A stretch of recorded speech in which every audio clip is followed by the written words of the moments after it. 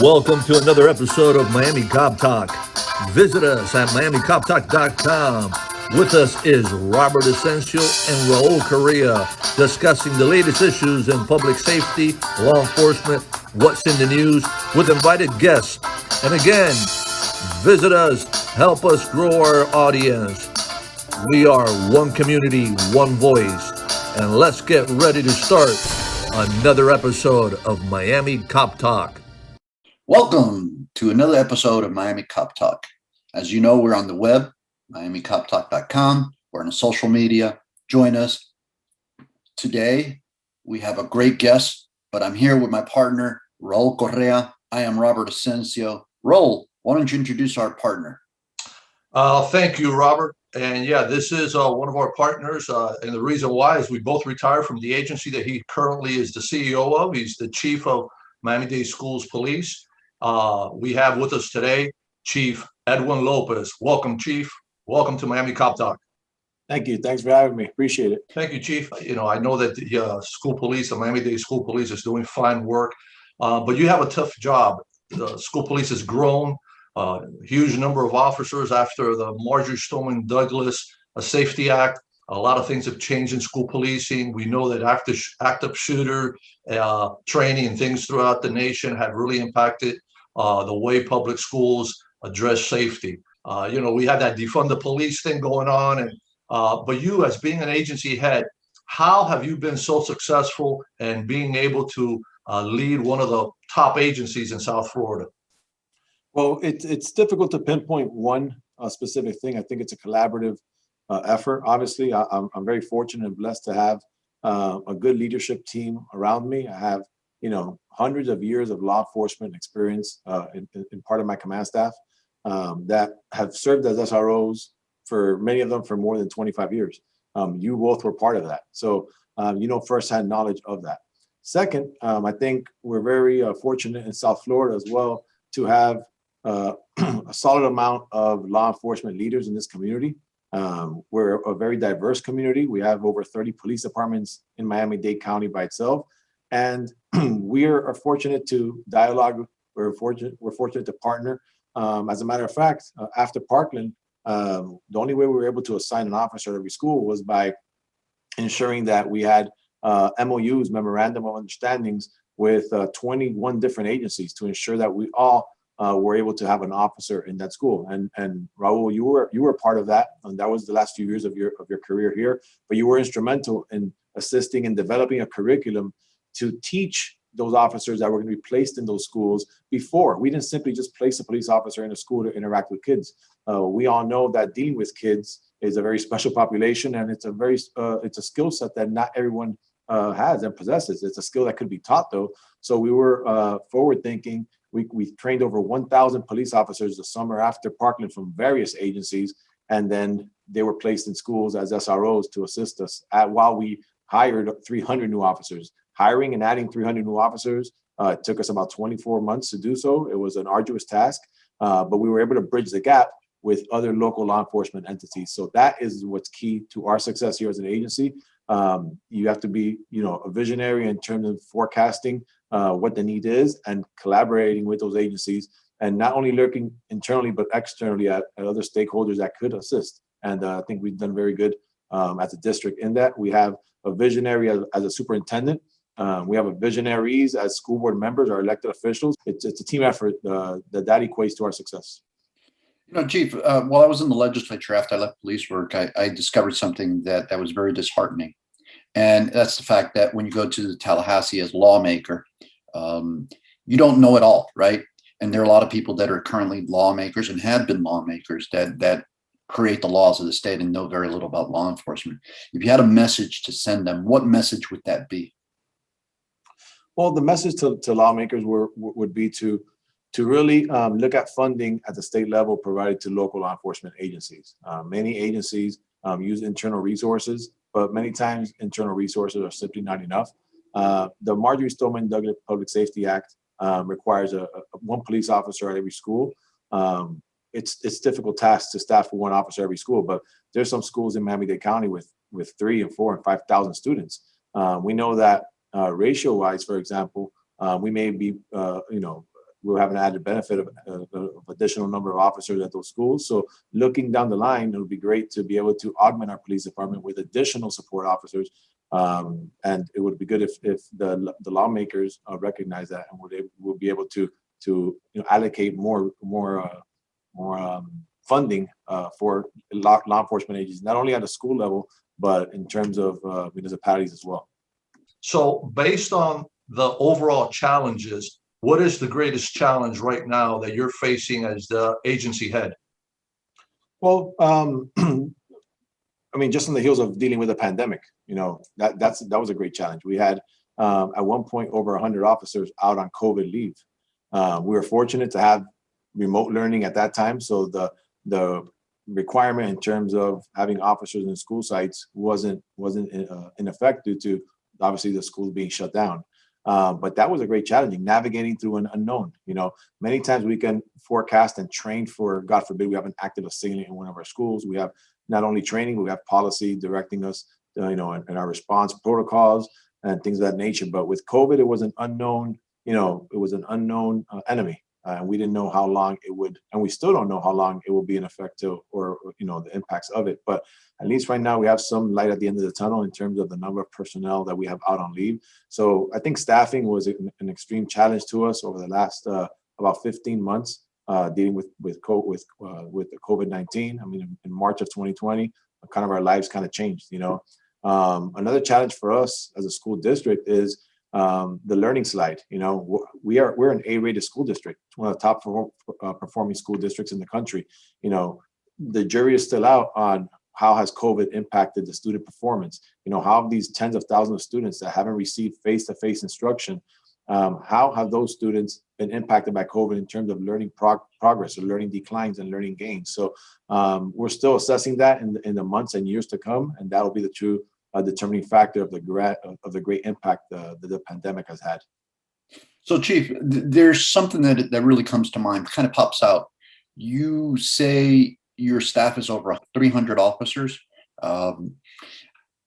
We've seen in the media a lot of police brutality. What's your philosophy on dealing with police brutality, not just your agency, but as a member of Dade Chiefs? I think in Miami-Dade County, I think we lead the state in this country in terms of police reform, revisiting our policies and our procedures, both internally and collectively with our partners to ensure that we have the best protocols.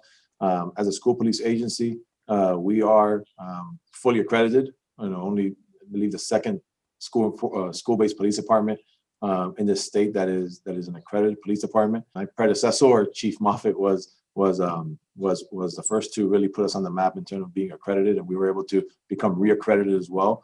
And that's something that now with the movement toward police reform that has been the talk. Make sure that police departments are accredited. Well, in South Florida, we have many agencies that are accredited, and when we look internally at our policies, many of the recommendations at the national level for police reform, we already meet them as an agency. Whether it's eliminating chokeholds, whether it's other terms of police reform, we already kind of check those boxes. I think more important is to continue training, continue dialoguing, continue getting input from different stakeholders in the community, from faith-based organizations, from community activist groups, from just people that have really have a vested interest in the success of our law enforcement agencies, especially dealing with kids. I think it's important to listen more than ever. The George Floyd incident occurred, in the middle of a pandemic. So it was tough to tackle many of these things because it was limited gatherings in terms of events where we can really dialogue. So we were able to utilize Zoom and other platforms to really speak to a lot of stakeholders to bridge that trust. We may not have issues like in other states or other incidents throughout the country here locally, but we're not perfect here locally either. And we got to be keen to recognize that we can get better as well. We think that, and as a police agencies here in South Florida, there's always room to grow and get better. We all have room to grow, and I think that's the culminating factor in really moving forward. So I guess it would be fair to say, ensuring high standards, accountability of your officers, supervision of your officers, and definitely training and dialogue, right? Absolutely. You mentioned training. training is paramount. Many of the skills that law enforcement receive are perishable skills, and we've traditionally been good in law enforcement. When I say we, I mean law enforcement as a whole, been good at the mandated training, whether it's firearms qualifications or other training requirements, but we need to get better. And when I say we, I mean law enforcement as a whole in this country, better at training in terms of implicit bias, in terms of de-escalation. We just finished another round of de-escalation training with our officers, presenting different scenarios. We have awesome police instructors here internally, which do a phenomenal job training our officers. But de-escalation training is a skill that can be learned. Some learn at an early age. In grade school, we see students demonstrate, de-escalation skills, and they would make great police officers. However, some adults struggle with that skill. So as a police department, it's important for us they receive a component in the police academy, but also while they're officers here to receive many hours of de-escalation training. That's going to help them navigate situations that are presented to them, especially inside schools. We know that children can misbehave and children can commit crimes, but our officers always exercise discretion. We utilize arrest as a last resort. We prevent, we intervene, and we've been successful because of that. I want to use some of what you said as a segue to my next question. Your background as a teacher has really made a difference. And I know when we were hiring, I was there, we did some of the hiring. Robert was right, standards and high quality of background investigations to make sure we get the best person for the job. But I know that there's the animosity towards law enforcement, and we mentioned it through police reform, and we're all for police reform. So based on the difference that you've made in people's lives, can you name one of those stories that really made a difference in a person's life when you were a school resource officer? Sure. I mean, the story that as you're saying, this is a story that pops into my mind, the story that I've shared numerous times here internally, is a story of when I was a school resource officer at Horseman Middle School. I had a foster child at the school who I built a rapport with, who I was able to mentor, who made some mistakes during the school year, who I had the option of arresting. Child may have been arrested if he ran into a different police officer, but instead of arresting that student, I created like an internal system where I had certain troubled kids, and I would go into the classroom and I would give them a pass out of class, so they would come talk to me outside. So I would spend 5 or 10 minutes with them and kind of encourage them, and I would do a couple of these every day. Well, one of those students, he ended up disclosing to me that he was being sexually assaulted at home, and a myriad of other issues and other problems. Furthermore, this student was getting transferred from one foster home to another foster home, which was very traumatic for them at that time. He had been bounced around from house to house over the past few years. Long story short, he was able to provide a lot of information that we provided to our detectives at the time, and they were able to work with an outside agency and make several arrests for these adults that were taking advantage of these kids. Well, that student, I kept in touch with him over the next few years. The student went from a failing student to a student in the honor roll when he got to high school. Long story short, the student attended Miami-Dade College here on financial aid, performed very well. Second year, transferred into the honors college at Miami-Dade College. And for his junior and senior year, I get goosebumps as I talk about this, applies and gets into Harvard University. Attended Harvard, attended law school after that, and invited me to the graduation. And he's a successful lawyer in Manhattan right now. So those are little stories how you're able to impact certain individuals. And I'm sure you both can look historically as your years of service.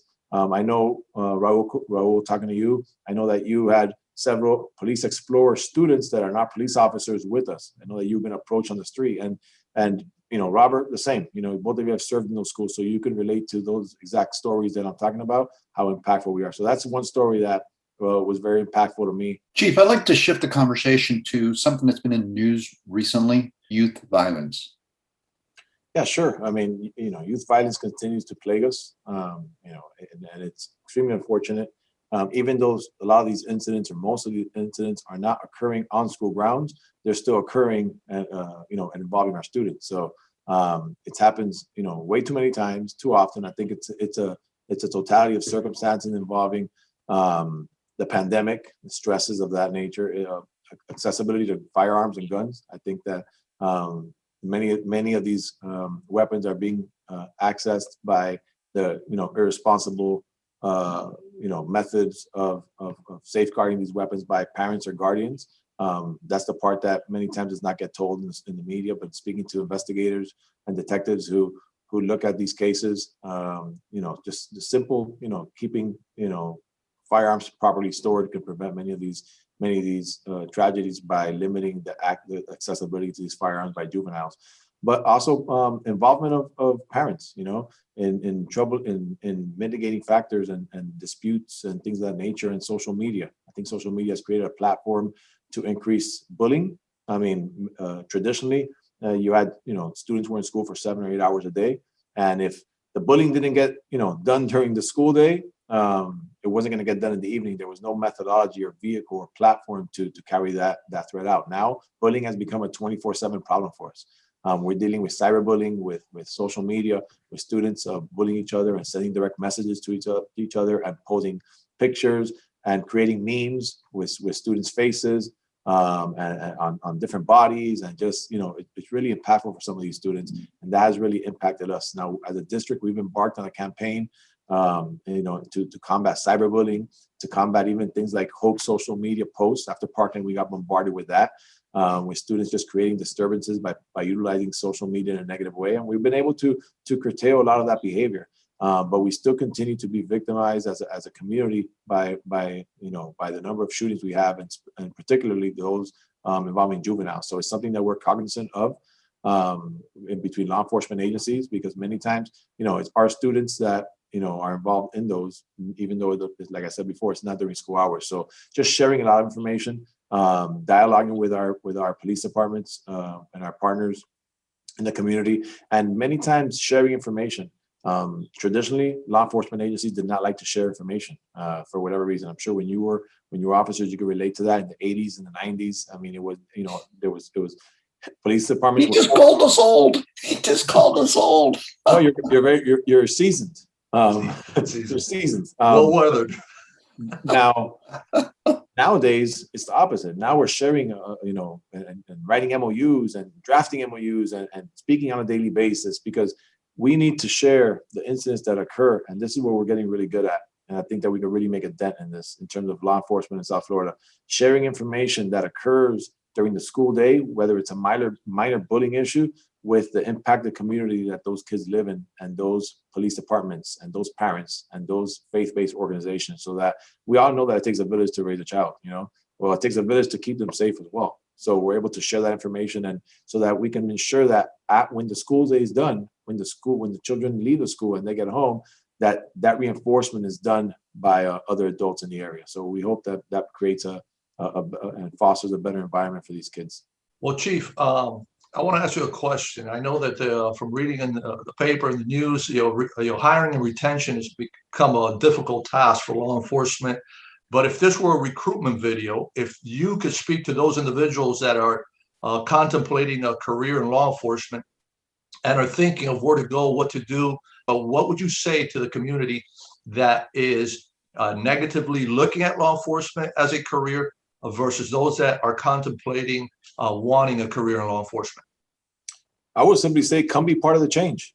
It's easy to sit on the sidelines and criticize and critique, but if you have a skill set, and if you have a desire, and if you have a passion to truly impact, come join us. I think a lot of the negativity toward law enforcement is hype, to be honest with you. I think if you poll regular community members, at least in the community that we serve, I think that, and we do by issuing climate surveys to students and parents, the majority feel safe and comfortable with their school resource officers. Obviously, I can speak firsthand to that as a school police agency.